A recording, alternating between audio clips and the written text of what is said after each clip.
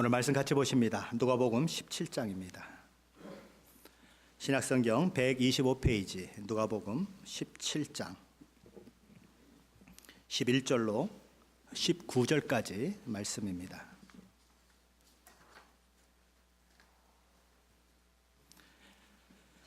신약성경 누가복음 17장 11절부터 19절까지 말씀입니다. 우리 같이 한 목소리로 봉독하겠습니다. 예수께서 예루살렘으로 가실 때에 사마리아와 갈릴리 사이로 지나가시다가 한 마을에 들어가시니 나병 환자 10명이 예수를 만나 멀리 서서 소리를 높여 이르되 예수 선생님이여 우리를 불쌍히 여기소서 하거늘 보시고 이르시되 가서 제사장들에게 너희 몸을 보이라 하셨더니 그들이 가다가 깨끗함을 받은지라. 그 중에 한 사람이 자기가 나은 것을 보고 큰 소리로 하나님께 영광을 돌리며 돌아와 예수의 발 아래에 엎드리어 감사하니 그는 사마리아 사람이라. 예수께서 대답하여 이르시되 10사람이 다 깨끗함을 받지 아니하였느냐? 그 9은 어디 있느냐? 이 이방인 외에는 하나님께 영광을 돌리러 돌아온 자가 없느냐 하시고 그에게 이르시되 일어나 가라 내 믿음이 너를 구하였느니라 하시더라. 아멘. 오늘은 추수감사 주일입니다. 신앙의 자유를 찾아서 메이플라워 배를 타고 1620년 11월 9일 매사추세츠 케이프 캇 베이라고 하는 곳에 도착한 청교도들은 때마침 시작된 그 겨울로 인해서 어려움을 겪습니다. 식량도 바닥이 났지요. 굶주림에 시달려야 했습니다. 설상가상으로 인디안들이 공격을 해옵니다.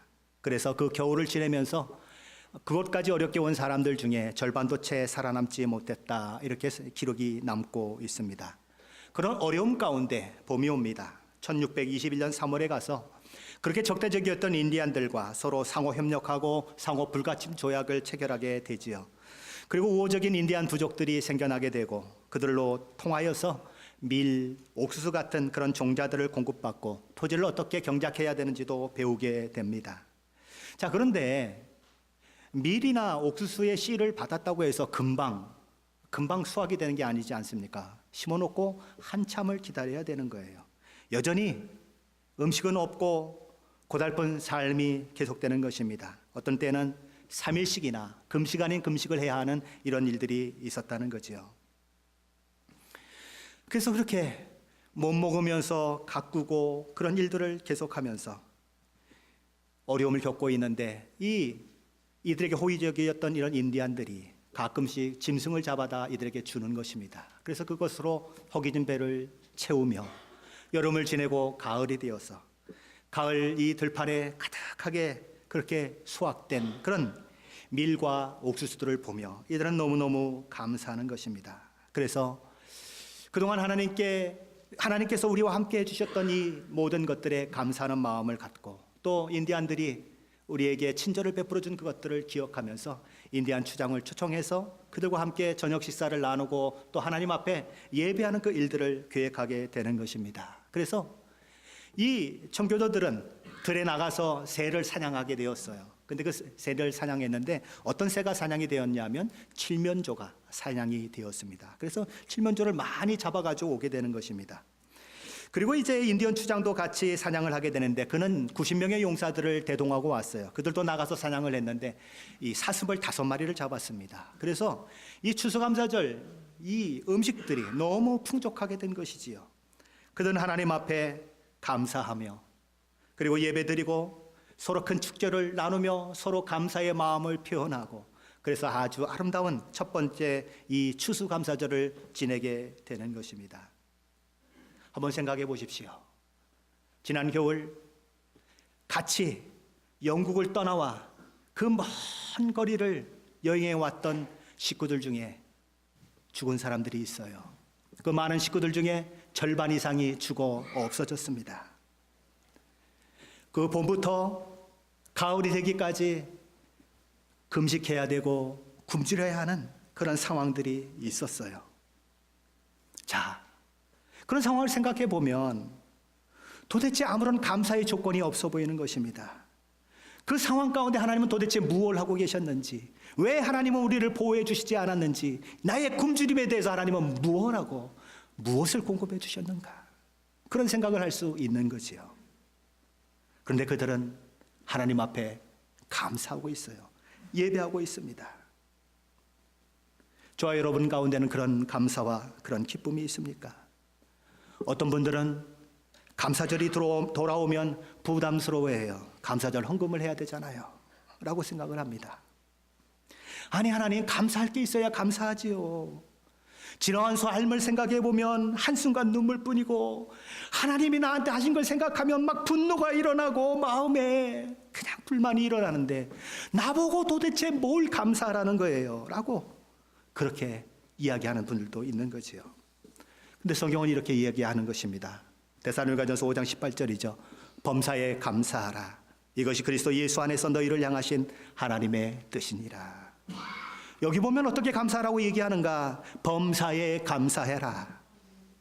어떤 처지에 있든지, 어떤 역경 가운데 있든지, 어떤 고난 가운데 있든지 상관없이 감사해라. 왜요? 그것이 믿음을 가진 우리를 향한 하나님의 뜻이기 때문에 그렇다. 기쁠 때, 뭔가 흥분할 만한 일이 내게 일어났을 때만 감사하지 말고, 슬플 때에도, 고통스러울 때에도, 어려울 때에도, 남들에게 미움을 받을 때에도, 모든 문제가 얼른 것 같고 풀려질 것 같지 않은 그런 때에도, 모든 일들이 내 마음대로 진행되지 않을 때에도 감사해라. 하나님 그렇게 말씀하시는 것입니다. 욥기 1장에 보면 욥이 비극적인 소식을 이렇게 듣게 되는데, 숨 겨룰 시간도 없이 연속적으로 비극적인 사건이 욥에게 보고가 되고 있습니다. 한종이 헐레벌떡 달려와서 이렇게 말하죠. 스밧 사람들이 갑작스럽게 닥쳐서 칼로 종들을 다 죽이고 모든 것을 다 빼앗아 갔습니다. 그 종의 말이 아직 끝나지도 않았어요. 그런데 다른 종이 와서 또 말합니다. 하나님의 불이 하늘에서 떨어져서 양과 종들이 다 태워 죽었습니다. 그가 말하는 동안에 또 다른 종이 혼비백산에서 뛰어옵니다. 갈대아 사람들이 새 무리를 지어와서 갑자기 낙타를 빼앗고 칼로 종들을 죽였습니다. 그가 아직 말을 하고 있는데 또 어떤 사람이 사색이 되어서 또 뛰어왔어요. 주인님, 내 자녀들이 맏아들 집에서 음식을 먹고 있는데 거친 들에서 바람이 불어와 기둥들을 쳤는데 지붕이 무너졌어요. 그래서 자식들이 다 죽었습니다. 한순간에 모든 비극이 어쩌면 그렇게 한꺼번에 일어날 수가 있는가? 욥은 너무 놀라서 겉옷을 찢고 하나님 앞에 슬퍼하는 거예요. 머리를 밀고 땅에 엎드립니다. 하나님 앞에 엎드려요. 그런데 욥기 1장 20절에 보면 욥이 땅에 엎드려 예배했다 이렇게 기록하고 있습니다. 욥은 도대체 그 상황 가운데서 어떻게 하나님을 예배할 수 있었을까요? 22절 말씀은 욥이 어떤 생각을 가지고 있는지를 우리에게 보여줍니다. 욥은 이렇게 고백해요. 내가 모태에서 알몸으로 나아싸운즉 또한 알몸이 그대로 돌아가올지라. 주신 이도 여호와시요 거두신 이도 여호와시오니 여호와의 이름이 찬송을 받으실지니이다. 하나님, 나는 태어날 때에 알몸으로 태어났어요. 내 손에 아무것도 지어진 것이 없이 태어났다고요. 그러나 내가 살아가는 동안에 하나님은 수많은 것들을 내게 주셨어요. 내가 가진 모든 재산, 내게 있었던 모든 종들, 토지와 집 다 하나님께서 허락하신 거예요. 내가 결혼해서 낳은 모든 자녀들, 보석 같은 자녀들도 다 하나님이 주신 거예요. 하나님, 제 마음에는 자녀를 잃은 슬픔이 있어요. 자녀를 더 이상 볼 수 없다는 그 고통이 엄습해와요. 눈물이 앞을 가리고 가슴이 답답해요. 이루 말할 수 없는 아픔이 내게 있어요. 하지만 제가 누리고 있는 이 모든 것이 심지어 제 생명까지도 다 하나님께로부터 왔다고 하는 것을 저는 알아요. 또한 하나님께서 주신 것 중에서 하나님께서 거두어 가셨다고 하는 것도 저는 알아요. 그래서 저는 이 막막한 상황 속에서도 하나님 앞에 원망을 쏟아낼 수가 없어요. 불만을 쏟아낼 수가 없어요. 주신 이도 여호와시여 거두신 이도 여호와시오니 여호와의 이름이 찬송을 받을지니이다. 욥의 신앙 고백이고 범사에 감사하는 욥의 모습인 거예요. 하나님께서 이것도 주셨어요, 저것도 주셨어요. 그래서 감사해요. 하나님께서 이것도 이루어 주셨고 저것도 이루어 주셔서 감사해요. 그 감사 가지고는 범사에 감사할 수 없어요. 내 것이라고 주장할 만한 것이 한 개도 내게 없고, 심지어 내 생명도 내 자녀도 나의 재산도 다 하나님께로부터 왔다고 하는 욥의 고백이 없으면 우리는 결단코 범사에 감사할 수 없어요. 우리는 온 우주 만물을 하나님께서 창조하셨음을 믿는 사람들이에요. 저와 여러분이 발붙고 사는 땅, 마시는 공기, 이 땅에 자라나는 모든 곡식들, 채소들, 마시는 물까지 다 하나님이 만들어 놓으신 거예요. 그런 의미에서 하나님 앞에 내 것이라고 주장할 수 있는 것이 아무것도 없어요. 아무것도 없다고요. 우리는 그것만이 아니에요. 창조주시여 하나님의 아들이신 예수 그리스도께서 우리 같은 것들을 위해서 십자가에 죽었음을 아는 자들이에요. 하나님이 우리를 위하여 죽으셨다고요. 나 같은 것을 위해서요. 나도 내가 용서가 안 되고 나 같은 것 그냥 버렸으면 좋겠다고 생각될 때가 있는데 하나님이 나 같은 것을 위해서 십자가를 지는 그 일을 하셨다고요. 그 사랑의 깊이와 높이와 넓이를 우리가 진정으로 믿고 고백한다면 우리는 이 세상에 하나님이 주신 것들, 어떻게 보면 하나님 그 자신을 십자가에 내어주신 것과는 비교할 수 없을 만큼 작은 것들 때문에 우리는 무너지지 않을 것입니다. 우리는 이 작은 것들 때문에 하나님의 사랑을 의심하거나 하나님으로부터 떠나지 않을 거예요. 자, 그런데 우리 인간이라고 하는 존재는 참 가벼운 존재예요. 고마운 것에 대해서 쉽게 익숙해지는 존재라는 것이죠. 고마운 것에 익숙해지면 감사를 잃어버리게 돼요. 감사가 사라지면 우리 속에 무엇이 대신할까요? 감사 대신에 불평과 불만이 자리 잡게 되어 있는 것입니다.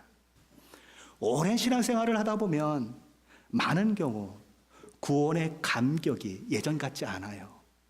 십자가, 예수 그리스도, 죄사함이 선포돼도 또 그 얘기 감동이 없어요. 왜 그렇습니까? 너무 익숙해졌기 때문에 그래요.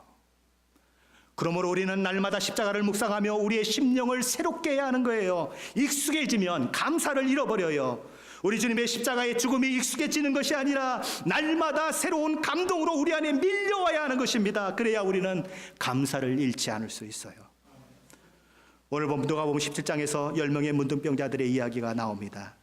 이들은 보통 사람들과 정상적으로 살 수 없는 사람들이었어요. 그래서 성문 바깥에 다른 초소를 만들어 놓고 그곳에서 거해야 하는 사람들이었고, 어쩌다가 사람들이 있는 곳에 가면은 그곳에 지나갈 때마다 이렇게 얘기를 했어요. 부정하다, 부정하다라고 소리쳐야 했습니다.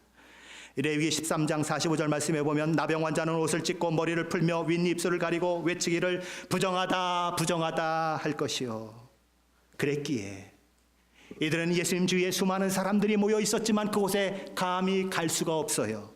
그래서 멀리 서서 큰 소리로 소리치는 것입니다. 예수 선생님이여 우리를 불쌍히 여기소서. 이 소리를 들으신 주님이 말씀하세요. 가서 제사장들에게 내 몸을 보이라. 제사장들에게 보이려면 문둥병이 없어져야 보일 수 있어요. 문둥병이 나은 사람들은 제사장들에게 가서 그 문둥병이 나았다고 하는 판결을 받아야 되고, 그 증거로 또한 하나님 앞에 예물을 드리며 제사를 드려야 하는 것입니다. 이들은 아직 문둥병이 걸려있는 상태 가운데 있어요. 그러나 예수님의 말씀을 듣고 제사장에게로 달려가는 것입니다. 가다 보니까 자신들의 문둥병이 치료되었다는 것을 알게 돼요. 그런데 그 중에 큰 소리로 하나님께 영광을 돌리며 자신들을 고쳐주신 예수님께 나온 사람은 오직 한 명뿐이었다. 오늘 성경의 이야기인 것입니다. 그는 유대인도 아니고 유대인들이 이방인이라고 늘 비난하며 또 멸시했던 사마리아인이었다는 것이지요. 처음 10명의 문둥병자들이 있었어요. 그들은 멀리서 예수님을 바라보며 무엇을 했습니까? 13절 말씀입니다. 같이 보십니다. 소리를 높여 이르되 예수 선생님이여 우리를 불쌍히 여기소서 하거늘. 이들 10명은 큰 소리로 자신들의 문둥병을 고쳐달라고 소리쳤어요. 그런데 나오면 어두운 후에 우리 주님 앞에 나온 사람은 오직 한 사람뿐이었다. 그 한 사람은 나음을 입고 나서 어떻게 했을까? 15절 16절 말씀입니다. 같이 보십니다. 그 중에 한 사람이 자기가 나은 것을 보고 큰 소리로 하나님께 영광을 돌리며 돌아와 예수의 발 아래 엎드려 감사하니 그는 사마리아인이라. 아까 13절에서 10 문둥병자가 예수님의 도움을 구하며 소리를 높였다고 하는 말이나 오늘 여기 한 사람이 큰 소리로 했다고 하는 말이나 헬라어 원어로 보면 완전히 똑같은 말이에요. 큰 목소리로, 라우드 보이스로 그렇게 했다는 얘기입니다. 자기의 필요를 위해서, 자기의 질병의 고침을 위해서 큰 목소리로 소리친 사람은 10명이었는데 정작 나음을 얻고 큰 목소리로 하나님께 영광을 돌리며 감사한 사람은 오직 한 사람이었다, 그것입니다. 사람들은 고통스러울 때, 내 힘으로 아무것도 할 수 없을 때, 도무지 길이 보이지 않을 때에는 하나님 앞에 나와 막 울부짖어요. 하나님, 이번만 도와주세요, 이번만 살려주세요 라고 부르짖어요. 이번만 하나님 은혜를 주시면 제가 이렇게 하고 저렇게 할게요, 이렇게 헌신하고 저렇게 헌신할게요, 그럽니다. 그러나 많은 경우 문제가 해결되면 언제 그랬냐 싶듯이 과거로 되돌아가 버려요. 누구처럼요? 오늘 10명의 문둥병자 중에 9명처럼 그렇게 한다는 거죠. 예수께서 이렇게 물으셨어요. 10사람이 다 깨끗함을 받지 아니하였느냐? 그 9은 어디 있느냐? 이 이방인 외에는 하나님께 영광을 돌리러 돌아온 자가 없느냐? 10명 중에 1명밖에 감사하러 돌아온 자가 없다는 것은 감사한다고 하는 것이 얼마나 어려운가 하는 것을 우리에게 보여주는 것입니다. 예수님은 하나님께 영광을 돌리러 돌아온 사마리아인에게 이렇게 선언합니다. 일어나 가라, 내 믿음이 너를 구원하였느니라. 기억하십시오. 10명이 고침을 받았지만 내 믿음이 너를 구원하였느니라 라고 하는 말씀을 들은 사람은 오직 한 사람, 감사하는 사람이라는 것입니다. 시편 50편 23절 말씀은 이렇게 말씀합니다. 감사로 제사를 드리는 자가 나를 영화롭게 하나니 그의 행위를 옳게 하는 자에게 내가 하나님의 구원을 보이리라. 그러나 우리는 살면서 감사하기가 참 쉽지 않아요. 하나님은 영원부터 영원까지를 바라보시고 세상을 운행하세요. 영원부터 영원까지를 바라보시며 우리의 유익을 위해서 우리를 인도해 가세요. 그런데 우리는 100년도 제대로 살지 못해요. 한 치 앞을 내다볼 수 없어요. 몇 초 후에 무슨 일이 일어날지를 알지 못해요. 그러니까 이 땅에 살면서 우리는 말이 안 되는 것 같은, 정말 왜 하나님께서 이런 환경을 내게 허락해 주셨는지, 왜 이것을 막아주시지 않는지, 도대체 하나님은 어디 계셔요? 라고 불만을 표하고, 그리고 하나님 앞에 답답한 마음에 하나님의 이름을 부르는, 당황하고 아파하고 힘든 시절이 있을 수밖에 없는 거예요. 왜요? 하나님의 손길을 알지 못하기 때문에, 하나님이 도대체 어떻게 이끄는지 알지 못하기 때문에 그런 일들이 일어나는 것이지요. 그러나 그때에도 우리 하나님의 선하심을 우리가 정말 신뢰한다면, 우리를 사랑하시되 독생자 예수 그리스도를 십자가에 못 박기까지 사랑하신 하나님임을 내가 진정으로 고백한다면, 하나님이 이런 일을 내게 허락하신 이 일들 가운데는 분명 하나님의 계획이 있을 거야. 나는 몰라도 나를 그렇게 사랑하시는 하나님이 뭔가 계획이 있으셔서 이 일을 내게 허락하셨겠지 라고 생각하는 거예요. 하나님의 신실함에, 하나님의 그 사랑에 나의 전부를 거는 거예요. 나의 삶을 던지는 거예요. 그럴 때 우리는 그 어려운 상황 속에서도, 그 역경 가운데서도 감사의 조건을 찾아낼 수가 있어요. 생각해 보십시오. 저와 여러분이 당하는 환경, 저와 여러분이 당하는 그 상황은 내가 컨트롤할 수가 없어요. 그것은 어느 때 어느 순간 갑자기 내 삶 속에 들어와서 나를 치고 나를 어렵게 하고 나를 힘들게 만들어요. 그 상황은 내가 어떻게 할 수가 없어요.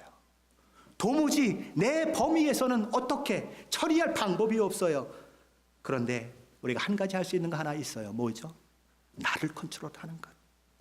그 상황 가운데서 내가 어떤 선택을 하느냐, 어떤 자세로, 어떤 믿음의 모습으로 사느냐 하는 것은 나의 선택에 있다는 거예요.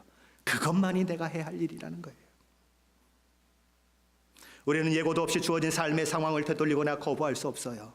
그러나 그럼에도 불구하고 우리는 우리의 반응을 어떻게 할 것인가 하는 것은 우리가 결정할 수 있고 우리가 그렇게 할 수 있어요.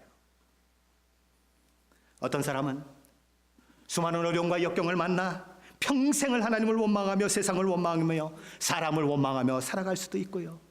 어떤 사람은요, 그럼에도 불구하고 감사의 조건을 잡고 나의 삶의 의미를 찾고, 비록 내 삶이 2달밖에 남지 않다고 하더라도 그 2달을 하나님의 은혜 가운데 살아 수많은 영혼들에게 위로를 주고, 아직 믿지 않는 영혼들이 예수께 돌아오게 만드는 그 일들을 하고, 그 와중에서도 감사하는 사람들이 있더라, 이거예요.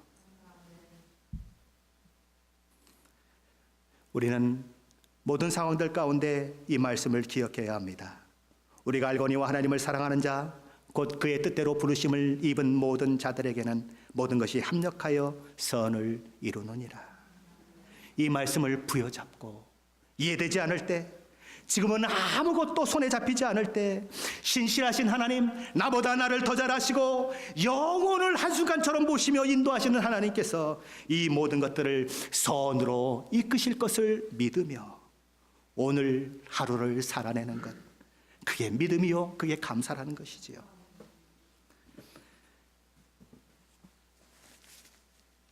지난 2015년 9월 24일 시애틀 오로라 브릿지에서 버스와 수류 양용 관광차인 라이드 덕이 충돌했어요.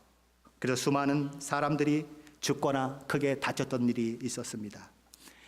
이 버스 참사로 죽은 사람 중에 한국 유학생이 한 명이 있었는데, 그는 김하람이라고 하는 여자 학생이었어요. 20살이었습니다.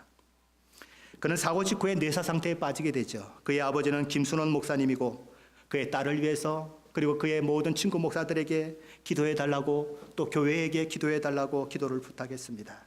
수많은 사람들이 기도했어요. 그러나 결국 하람이는 회생되지 못하고 죽습니다. 이 김 목사님은 당시의 상황을 글로 남겼는데, 그 내용은 이렇습니다. 저희 부부와 여러 동료 목사님의 기도대로 우리 하람이가 깨어나길 바랬지만 하나님은 천국으로 부르셨습니다. 이해되지 않는 현실 앞에서 꿈인지 생시인지 몇 번씩 입술을 깨물고 허벅지를 꼬집어 봤습니다. 자식을 잃은 부모의 절규이죠. 그는 이렇게 말합니다. 손수 낳아 기도와 사랑으로 키운 아내는 가슴이 터질 듯한 통증을 호소했고, 저 또한 웬 눈물이 그렇게 많이 나오는지 지금까지 흘린 눈물보다 더 많았습니다. 그는 또 이렇게 얘기합니다. 죽음이 주는 절망, 고통, 좌절, 아쉬움, 후회가 얼마나 강력한지, 그래서 마귀가 죽음을 가장 강력한 무기로 쓰고 있구나 하는 것을 알게 되었습니다.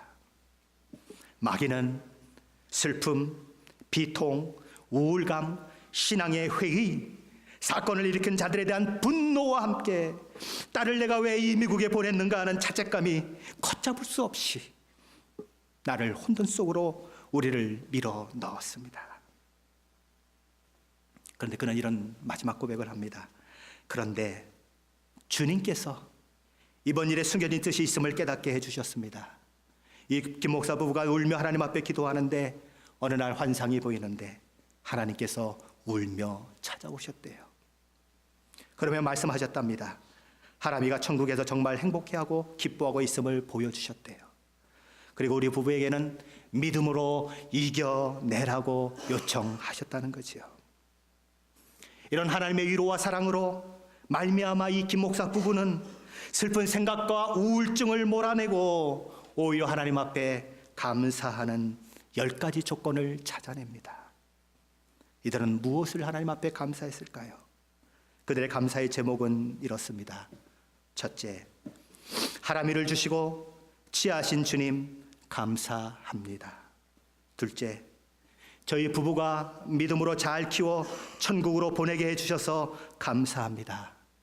세 번째, 미국에 와서 너무 행복해하고 감사로 충만한 상태에서 하람이를 불러주셔서 감사합니다. 넷째, 하람이의 죽음이 헛되지 않음을 앞으로 보여주실 것을 믿기에 감사합니다. 다섯째, 많은 이들이 아파하고 함께 울어주는 사랑을 받게 하시니 감사합니다. 여섯째, 술, 담배, 커피 등 몸에 해로운 것은 입에 대지도 않고 깨끗하게 자라나고 건강한 우리 하람이가 자기 장기와 자기 눈의 망막을 다른 사람들에게 주어서 새 생명을 얻게 하도록 하시니 감사합니다. 일곱째, 장기를 나누면서도 예수 생명, 예수 복음을 전하게 하시니 감사합니다. 8째, 이번 일로 더 본질적으로 복음을 전하며 더 믿음으로 고난당하고 아파하는 이들을 섬길 수 있는 은혜를 주실 것을 확신하기에 감사합니다. 9째, 부족한 저희에게 과분한 사랑을 받게 하셔서 넉넉하게 이기게 해 주셔서 감사합니다. 10째, 우리 가족이 이전보다 더 사랑하고 더 주님을 잘 섬길 것을 확신하기에 감사합니다. 어떻습니까? 저와 여러분도 신실하심과 인자하심이 영원한 하나님을 알고 믿고 따름으로 이와 같이 어려운 가운데서도 범사에 감사할 수 있으십니까? 우리는 언제나 항상 하나님께 감사를 표현해야 할 뿐만 아닙니다. 그것뿐만이 아니라 하나님께 대해서뿐만이 아니라 우리 사람들에 대해서도 모든 만나는 사건에 대해서도 우리는 감사를 표현해야 할 필요가 있어요.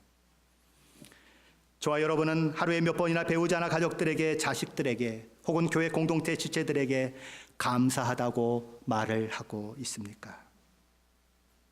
어떤 분들에게 그래도 남편에게 한 가지는 그래도 감사할 게 있지 않겠어요? 라고 이야기하며 그 한 가지를 찾아서 감사하다고 한번 이야기해 보라고 조언을 하면 그냥 펄쩍 뛰어요. 아니, 남편이 나에게 감사하면 감사했지 내가 왜 감사해야 해요? 난 뭐 배알도 없는 사람인 줄 알아요? 아니, 괜히 내가 먼저 감사하다고 했다가 아니, 지가 뭐 잘난 줄 알고 더 난리치면 책임지실래요? 나는요, 싫은데 그냥 억지로 남편에게 아양 떠는 여자처럼 보이고 싶지 않아요. 그렇게 반박하는 분들이 있을 수 있어요. 감사하면 어떤 일들이 일어날까? 제니스 캐플린이라고 하는 미국의 여자 분이 감사하면 달라지는 것들이라고 하는 책을 썼습니다. 그는 감사를 몸으로 실천하면서 그 경험을 통해 감사의 중요성을 그 책에 적어 내려가고 있습니다. 그 책에 보면 남자 중 77%가 아내가 애정과 관심을 보여준다면 정말 감사할 것이라고 응답했대요. 그런데 이 조사에 응한 여성 가운데서 남편에게 주기적으로 고맙다고 말하는 여성은 절반이 채 안 된답니다. 그런데 이 조사에 응했던 여성들 중에서 97%는 근사한 음식점에 가서 웨이터나 웨이트레스가 음식을 날라주면 땡큐, 고맙습니다 라고 얘기한대요. 몇 퍼센트가요? 97%가. 심지어는 공항을 통과할 때 보안 요원들이 있지 않습니까? 얼마나 그냥 힘들게 해요. 뭐 웃두리를 벗어라, 신발을 벗어라, 그리고 뭐 손을 들어라. 그러는데 그들한테도 땡큐 하고 얘기하는 사람들이 58%래요. 근데 유독 배우자인 남편에게는 땡큐라고 얘기하는 사람이 48%라는 겁니다. 왜 그럴까요? 작가는 그 이유를 배우자에 대한 높은 기대감 때문이라고 얘기합니다. 배우자가 해주는 많은 일들이 아이 뭐 그 정도는 기본 아니야 라고 생각한다는 거예요. 모든 것을 그냥 기대하고 있으면요, 그것이 그냥 당연하다고 생각하고 있으면 감사를 느끼지 못한다는 거예요. 자, 그래서 많은 설문조사를 해봤습니다. 이제 뭐 50대도 있고 60대도 있고 뭐 40대도 있고 30대도 있고 많은 분들이 있는데 가장 감사를 표현하지 못하는 연령대가 누군가 하고 살펴봤더니 10대들이래요. 10대. 10살부터 19살까지 10대죠. 어느 날 엄마가 한 3시간 되는 거리를 그냥 운전해가지고 데려다 줬어요. 엄마도 많이 힘들었지 않습니까? 근데 이 아이가 문을 쾅 닫고 그냥 내리더래요. 그래서 창문을 내리고 그 아이한테 물었어요. 야, 엄마가 3시간씩이나 운전을 해줬는데 너 엄마한테 고맙다 그리고 내려야 되는 거 아니니? 하고 얘기했대요. 그랬더니 이 아이가 뭐라고 얘기했게요? 엄마, 난 아직 어리잖아. 운전면허도 없고 차도 없다니까? 뭐예요? 라이드는 그러니까 엄마가 당연히 해줘야 되는 거 아니야 라고 얘기하는 거예요. 뭘 고맙다고 하는 것을 바래 그러는 거죠. 어떤 부모는 아이를 비싼 컴퓨터 캠프에 보냈대요. 그러면서 아이에게 이렇게 부탁을 했대요. 야, 엄마한테 감사한 마음을 갖고 일주일에 많은 거 바라지도 않아. 한 번이나 두 번만 나한테 전화 좀 줄 수 있니? 그랬대요. 그랬더니 어떤 대답이 돌아왔을까요? 엄마, 아니 뭘 고마워해야 하는데? 뭘 고마워해야 하느냐고. 아니 애들을 캠프에 보내고 교육시키는 거 엄마가 당연히 해야 되는 거 아니야. 이렇게 얘기했다는 거죠. 어떤 아이들은 감사를 표현해주기는 부모를 향해서 이렇게 쏘아붙인답니다. 아니 뭘 바래. 침팬지도 자기 아들한테는 잘한다니까. 이렇게 얘기한다는 거예요. 그게 10대들이라는 겁니다. 10대들, 특별히 10대 초중반의 청소년들은 감사와 거리가 멀다. 왜 그런가? 이들은 감사와는 달리 권리의식을 가지고 있대요. 권리의식. 부모나 사회나 이 세상은 자신이 원하는 것을 마땅히 제공해줘야 마땅하다고 이들은 생각한다는 거죠. 그런 생각들이 머릿속에 박혀 있으니까 감사가 나올 일이 없는 거예요. 당연한데 뭘 감사하라 그러냐? 이렇게 나오는 겁니다. 자, 그러면 이들에게 어떻게 감사를 가르칠 수 있을까? 이 작가는 얘기합니다. 부모가 먼저 자식에게 감사를 표현해라. 내가 오늘 조금 일찍 일어나서 너무 감사하구나. 내가 그냥 우리 집에 있는 것이 너무 감사해. 그렇게 표현하라는 거예요. 그러면 아이들이 감사를 배우고 나중에 감사를 표현하게 된다는 것이지요. 부부 관계에 있어서도, 부모 자식과의 관계에 있어서도, 직장에서도 교회에서도 모든 것을 당연히 여기면 감사가 사라집니다. 감사할 것은 많아요. 당연한 것은 없어요. 우리는 늘 그렇게 그 생각을 가지고 살아야 하는 거지요. 이 감사하면 달라지는 것들이라고 하는 책의 저자 제니스 캐플리라고 하는 이 분의 남편은 의사였다고 해요. 그러니까 집에서 조금 쉬고 있을 때, 잠을 자고 있을 때 늘 호출을 받아요. 급한 환자가 생겼다, 뭐 이머전시에 누가 왔다 이러면 자다가도 말고 옷을 입고 뛰어나가야 된다는 거죠. 근데 이 작가는 그게 너무너무 불만이었대요. 그래서 남편이 나갈 때마다 아니 당신 그 병원에는 의사가 그래 당신 한 사람밖에 없어? 왜 당신이 맨날 나가야 되는 거야? 그러고 맨날 불만을 표했다는 거죠.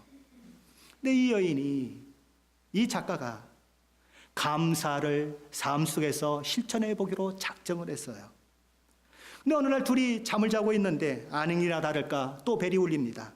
남편이 아내가 깰까봐 몰래 이제 거실에 나가서 전화를 받아요. 막 받더니 들어오더니 워킹 클로젯에 불만 살짝 켜놓고는 거기서 옷을 주섬주섬 갈아입는 겁니다. 옷을 챙겨 입는 거죠. 평상시 같으면 일어나서 또 한마디 해줄 텐데 이 작가는 감사를 실천하리라 하는 생각을 갖게 되었죠. 그래서 그날만큼은 감사를 실천하리라 마음 먹고 자신을 향해서 말했대요. 뭐라고 말했는가? 이렇게 말했다 싶죠? 뒤집어 생각해봐. 감사할 이유를 찾아봐. 그래, 내 남편은 워낙 헌신적인 의사라 어려움에 부닥친 환자를 위해 자기 이익을 내팽개치지. 하지만 남편이 그렇게 친절하고 배려심이 깊은 것에 감사해야 하지 않을까? 지나치다 싶을 정도로 헌신하는 것이 나쁜 일은 아니잖아. 나는 침대에 다시 누워서 그 상황을 다른 관점으로 생각해 보았다. 환자 한 명이 아프고 두려운 채로 병상 위에 누워있고 내 남편이 그 사람을 치료해 주러 간다. 그 환자가 남편을 보면 얼마나 안도감이 들지를 상상해 보았다. 그러자 나는 갑자기 감사가 내 마음 가운데 일어나는 것을 발견한다. 나는 이렇게 편안하게 침대에 누워서 이렇게 있는데 남편은 성실해서 그 어려운 사람을 도우러 저렇게 뛰어나가는 남편이 있으니 나는 얼마나 행복한 사람인가. 그래서 그는 자리에서 일어났어요. 그리고 남편이 옷을 갈아입는 옷장으로 걸어갔습니다. 남편이 예전처럼 툭툭툭 하고 쏟아질까 봐 눈치를 쫙 보고 있어요. 그런데 이 여인이 가서 남편의 팔을 딱 잡고는 키스를 해줬습니다. 그 환자가 당신을 만나게 되니 얼마나 감사할까. 당신같이 환자를 생각하는 의사를 만난 그 환자는 얼마나 마음이 좋을까. 나는 그 생각이 들더라. 아마 당신 만나면 그 사람은 다 나은 것처럼 안도감이 들 거야. 왜 이 세상에 당신 같은 그런 의사가 더 많이 없을까? 나는 당신이 너무 자랑스러워. 당신은 정말 특별한 사람이야. 고마워. 라고 얘기했대요. 그랬더니 그 남편이 너무너무 놀라더래요. 이 작가가 그 상황을 이렇게 표현합니다. 제가 그냥 책 그대로 읽어드리겠습니다. 남편은 내 이야기를 듣고 내가 침대 기둥에서 스트립쇼를 했다고 해도 그렇게 놀란 표정을 짓지 못했으리라. 하지만 이내 평정을 되찾고 고마워, 정말 감동적이네 라고 말했다. 그래서 나는 남편에게 이렇게 얘기했습니다. 이렇게 늦은 시각에 나가는 게 안쓰러워. 그때 남편이 이렇게 얘기합니다. 나 때문에 당신도 이렇게 잠에서 깨어나니 안쓰러워. 내가 빨리 오도록 노력할게 라고 했다는 거죠. 감사를 표현함을 통해서, 그것을 시도함을 통해서 이 작가는 자신의 삶도 변하고 부부 사이의 관계도 돈독해졌다고 얘기를 합니다. 작가는 이렇게 말해요. 내가 행복해지자고 감사를 시작했지만 결과적으로 남편과의 관계도 더 좋아졌다. 내가 계속해서 긍정적인 말을 하면 남편의 기분이 좋아질 테지만 그로 말미암아 내 기분이 더 좋아질 것이다. 더 큰 혜택을 보는 쪽은 다름 아닌 감사를 표현한 사람이다. 감사를 받는 사람보다 감사를 표현하는 사람들이 더 많은 혜택과 행복을 느끼게 된다. 왜 하나님께서 우리에게 범사에 감사하라고 이야기하는가 우리는 알게 되는 것입니다. 우리는 결코 우리가 만나는 환경, 우리가 만나는 사건을 통제할 힘을 가지고 있지 않아요. 자신이 바꾸지 못하는 그 환경을 원망하고 그것 때문에 좌절하고 낙담하고 그러다가 시간을 다 낭비해 버리면 결코 죽을 때까지도 우리는 행복해질 수가 없는 것입니다. 다만 우리가 통제할 수 있는 것은 우리 자신이에요. 우리 자신이 어떤 반응을 보이는 것, 그것만이 우리가 할 수 있는 일이에요. 그러므로 더 중요한 것이 무엇입니까? 환경이 아니라 그 환경에 대한 나의 반응이 더 중요하다는 거예요. 그 반응이, 가장 좋은 반응이 무엇인가? 범사에 감사하는 것이다. 무엇에든지 감사하는 사람은 그 감사로 인해서 다른 누구가 아닌 자기 자신에게 놀라운 혜택과 복을 누리게 될 것이다. 하나님의 약속인 거예요. 그런데 이 작가는 크리스찬일까요? 아닐까요? 이 작가는 전혀 예수를 믿지 않는 사람이에요. 예수를 믿지 않는 사람이고 하나님을 모르는 사람에도 불구하고 감사를 표현했더니 행복해지더라. 감사를 표현했더니 이런 일들이 일어났더라라고 얘기해요. 그런데 저와 여러분은 어떤 사람들이에요? 하나님을 믿는 사람들이에요. 예수를 믿고 구원받은 사람이에요. 우리의 모든 인생이 하나님의 손에 붙들려 있다고 믿음으로 고백하는 자들이에요. 그런 자들이 하나님 앞에 감사한다면, 그런 자들이 하나님을 믿고 신뢰한다면 얼마나 더 큰 일들이 일어나겠어요. 감사해라. 오늘 누가복음 17장 17절에서 우리 주님은 묻습니다. 10사람이 다 깨끗함을 받지 아니하였느냐? 그 9은 어디 있느냐 물으세요. 9명에 속해 있으세요? 아니면 1명 중에 속해 있으세요? 많은 사람들이 9에 속해 있어요. 90%예요. 10%만이 감사할 줄 알아요. 하나님께 감사해야 할 9은 어디 있느냐고 오늘도 우리 주님은 우리에게 묻고 계세요. 마땅히 감사해야 할 그 사람들은 어디 가고 너 혼자 여기 나와 감사를 하느냐 묻고 계세요. 하나님과의 관계에서, 부부와의 관계에서, 부모 자식 간의 관계에서, 때로는 사장과 종업원의 관계에서, 목사와 성도로서, 성도와 성도로서 오늘부터 감사를 한마디씩 표현해 보시지 않겠습니까?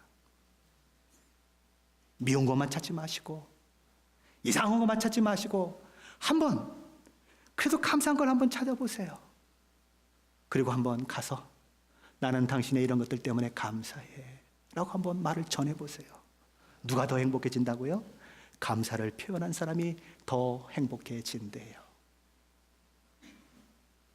자, 여러분이 추수감사절 오늘 주일 예배를 맡고 있습니다. 우리 속에 하나님을 향한 감사가 있으십니까?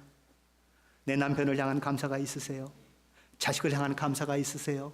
부모님을 향한 감사가 있으세요? 마음만 갖고 계시지 말고 말로 표현하세요. 감사해, 감사해. 자꾸 표현하세요. 그가 행복해지는 것이 아니고, 물론 그도 행복해지지만 나는 더불로 행복해져요. 그런 은혜를 저와 여러분이 누리시는 이번 한 주간이 되시기를 예수 그리스도 이름으로 간절히 축원합니다. 기도하시겠습니다.